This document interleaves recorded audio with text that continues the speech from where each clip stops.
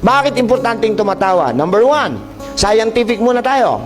Pag tumatawa o nagiging masaya tayo, our own body, sarili nating katawan, produces happy hormones which is called endorphins. And endorphins, for your information, is a natural pain reliever. So pag masaya ang katawan mo, masaya ka, masaya utak mo, masaya ka, naggagawa ang katawan mo ng endorphins. Unti-unti nawawala yung pain. Kaya pag may masakit sa inyo, huwag kayong manonood ng drama. Naapektuhan kayo mentally and emotionally. Hindi nyo napansin, nanonood kayo ng drama, alam nyo ng artista yung gumaganap, nagagalit pa kayo sa kontrabida.